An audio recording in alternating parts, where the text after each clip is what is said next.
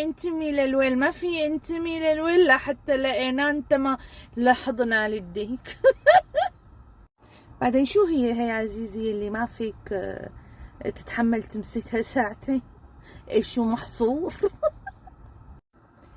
طمنوني، تعلمنا ما نطبل ولا نزمر لحدا ولا لسه ما تعلمنا؟ لا، احلى شيء انه قلبه عم يعمل بقى.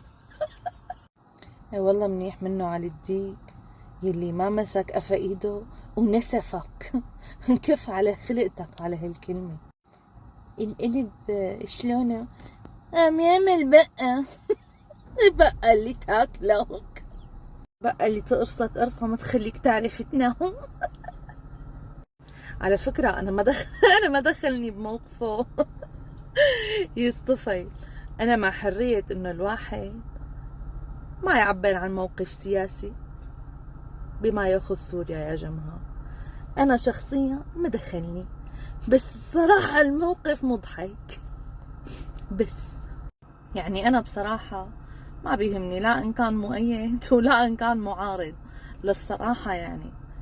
بس ما بعرف يعني، حسيت انه يعني استحمرنا، يعني حسيت انه ضحك على الكل، طالع وكذا وتأييد وهو كمان محروم وهيك وكذا والعالم على القعدة صدقت وعم يدعموه على اساس يبقى شو هو يعني معارض من العيار الثقيل.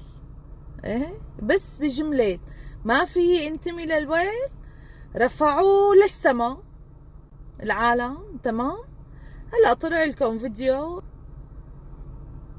بحضن الوطن. خلص تعلموا لا تطبلوا ولا تزمروا لولا حدا. كل حدا على فكرة يصطفل بموقفه، يعني أنا ما دخلني، ترى أنا ما بتدخل بهي القصص. بس هذا الفيديو للعالم يلي صرعتنا فيه للشامي على أساس يبا هو يعني مطرب ويلات الشعب السوري، الناطق الرسمي باسم الثورة السورية. شمشة وشكرا.